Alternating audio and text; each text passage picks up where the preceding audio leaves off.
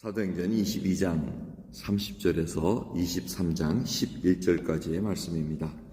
이튿날 천부장이 무슨 일로 유대인들이 그를 송사하는지 실상을 알고자 하여 그 결박을 풀고 명하여 제사장들과 온 공회를 모으고 바울을 데리고 내려가서 저희 앞에 세우니라. 바울이 공회를 주목하여 가로되, 여러분 형제들아, 오늘날까지 내가 범사의 양심을 따라 하나님을 섬겼노라 하거늘 대제사장 아나니아가 바울 곁에 섰는 사람들에게 그 입을 치라 명하니, 바울이 가로되, 회칠한다며 하나님이 너를 치시리로다.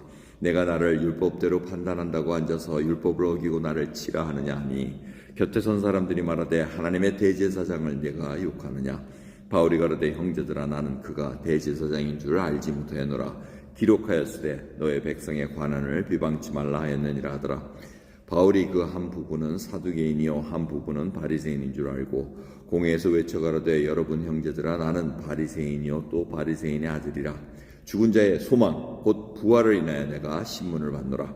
그 말을 한즉 바리새인과 사두개인 사이에 다툼이 생겨 무리가 나누이니, 이는 사두개인은 부활도 없고 천사도 없고 영도 없다 하고 바리새인은 다 있다 함이라. 크게 혼화가 일어날새 바리새인 편에서 몇 서기관이 일어나 다투어 가로되, 우리가 이 사람을 보매 악한 것이 없도다. 혹 영이나 혹 천사가 저더러 말하였으면 어찌 하겠느냐 하여 큰 분쟁이 생기니, 천부장이 바울이 저에게 찢겨질까 하여 군사를 명하여 내려가 무리 가운데 빼앗아 가지고 영문으로 들어가라 하니라.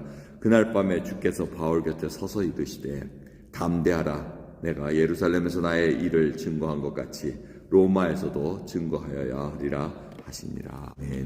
천부장이 로마 사람인 바울을 이거 어떻게 해야 되나, 이 고소인이 누군지를 이제 알고 신문을 제대로 알아야지 이게 진행이 되기 때문에 공회를 모이게 합니다. 하나들이 공회를 모이게 해가지고 이 사람이 무슨 일로 이렇게 수를 하는지 고소하는지 이제 듣고자 합니다. 그래서 모였습니다. 모였는데 얘기를 했겠죠. 그쪽에 사두개인과 바리새인들이 막 이 사람이 뭐 어쩌고 하면 얘기했겠죠. 그래서 이제 바울이 듣다가 23장 1절이 바로 그 얘기입니다. 지금 막 저쪽에서 얘기를 하니까 이제 반론하는 겁니다.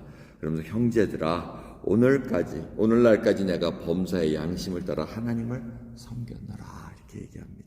여러분, 이 양심이라는 게 뭡니까? 바로 선과 악을 구분할 수 있고, 그리고 이 양심, conscious라는 이 단어는 이 배웠다, 지식이라는 그 단어에서 유래된 말입니다. 그러니까 여러분, 이 양심이라는 건 어디서 배워야지 알고 있습니다. 우리가 타고나는 것 같지만 사실은 하나님께서 이렇게 인도해 주시고, 사실은 하나님이 주신 그 처음 창조된 양심은 죄악 때문에 타락되어 있습니다. 그러니까 이게 타락된 양심으로 우리가 계속 살다가 예수 그리스도를 알고 하나님께서 거듭나게 하심으로 말미암아 이제 하나님의 뜻을 알게 되면 하나님이 원하시는 그 선하심이 무엇인가를 보게 된다는 겁니다.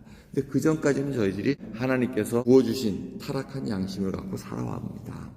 그런데 이 사도 바울이 지금 범사의 양심을 따라 살아왔다 그러니, 이들이 지금 하나님이 지금 죄가 없다고 지금 얘기하는 거 아닙니까? 그러니까 죄가 없다고 얘기하니까 이 발끈한 겁니다. 그래서 대제사장이 이 무슨 소리야? 네가 죄가 없다고 하면서 지금 얘기를 하는 겁니다. 그런데 사도 바울이 그 대제사장을 보고 뭐라 그럽니까? 대제사장은 몰라봅니다.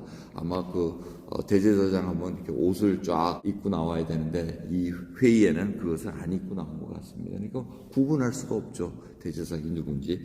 그런데 회칠함다며 하나님이 너를 치시리로다 하고 이렇게 예언적인 얘기를 합니다. 이 회칠한 담이라는 것은 이 건들건들한 담을 위험하니까 이렇게 알려주는 겁니다. 그래서 속은 다 비어있고 다 무너질 것 같은 그런 담을 얘기합니다. 그래서 그걸 회칠을 해서 사람들하고 경고를 합니다. 그 정도로 지금 이 아나니아의 대제사장은 굉장히 썩었다는 겁니다. 하지만 사도 바울이 그걸 아나니아인 줄 알고 얘기한 게 아닙니다.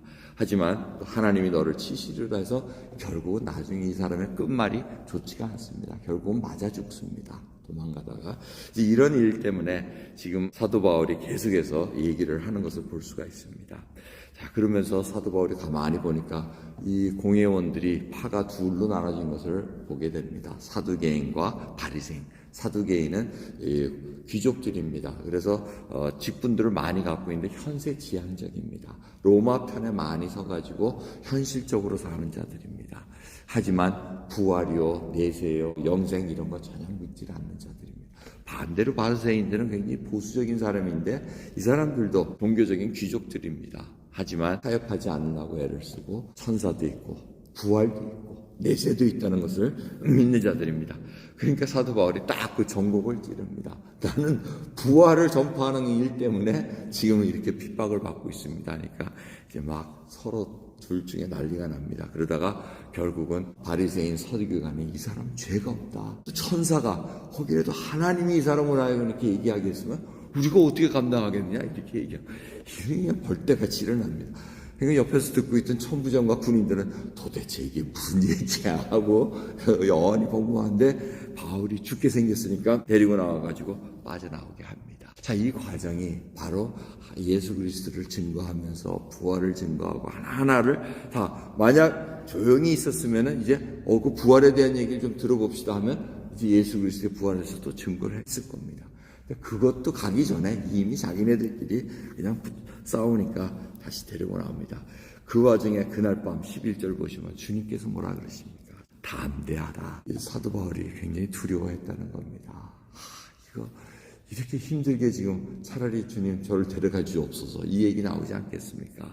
하지만 담대하라. 내가 예루살렘에서 나의 일을 증거한 것 같이 로마에서도 증거해야 한다. 이렇게 얘기합니다. 담대하게 얘기하십니다. 그런데 여러분 이 기간이 얼마입니까? 로마에 가는 일이 2년, 거의 3년 지나갑니다. 2년 동안 감옥에 갇혀 있습니다. 여러분 우리가 생각하는 하나님 이렇게 얘기해 주시면 당장이라도 뭐 감옥에 나와가지고 자유롭게 가다가 이런 일이 아닙니다. 같이 참고 가야 됩니다. 그래서 오늘 찬송가도 환난과 핍박 중에도 성도는 신앙 지켰네.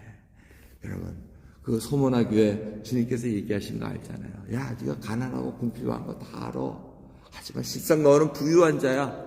하지만 너에게 10일 동안 시험이 있을 거야 하고 더 얘기합니다. 더 몰아붙이십니다. 여러분 그러니 우리의 믿음은 하나님께서 정금같이 나올 때까지 우리를 계속해서 연단시켜서 정말 누구도 흔들 수 없는 그 믿음을 만들기 위하려는 과정이라는 걸 잊지 마시기 바랍니다. 우리도 오늘 또 하루 시작합니다. 하나님 오늘 천국 데려가 주시면 얼마나 좋겠어요. 아유 이런 아픔 없이 나아지면 얼마나 좋겠어요. 그런데 하나님은 이 믿음을 더 정금같이 만들기 위해서 더 시험에 넣고 더 고난 속에서 환난 속에 넣으면서 우리로 하여금 예수 그리스도만 바라볼 수 있는 믿음을 봅니다. 그 과정에서 담대하라고 말씀하십니다. 그리고 네가 지금 오늘 나를 증거처럼 다음에도 나를 증거해야 되리라고 말씀하고 계십니다. 담대하시기 바랍니다. 기도하겠습니다. 감사합니다. 오늘도 주 앞에 저희들 정말 연약한 믿음입니다. 어떤 때는 주님 그것마저도 놓을 수밖에 없는 그런 환경에 처할 때도 있나이다. 우겨싸움을 당할 때도 있나이다. 멸시와 천대를 받을 때도 있나이다. 하지만 주님께서 담대하라고 말씀하시며 나를 증거하듯이 계속해서 증거해야 된다고 말씀하시는 그 말씀 붙잡고 살아가길 소원합니다. 주여 저희들 담대하게 하옵시고 믿음이 자라나게 하옵시고 오직 예수 그리스도 한 분만을 붙잡고 나갈 수 있는 귀한 인생으로 인도해 주옵소서. 감사드리며 예수 그리스도의 이름으로 기도드립니다. 아멘.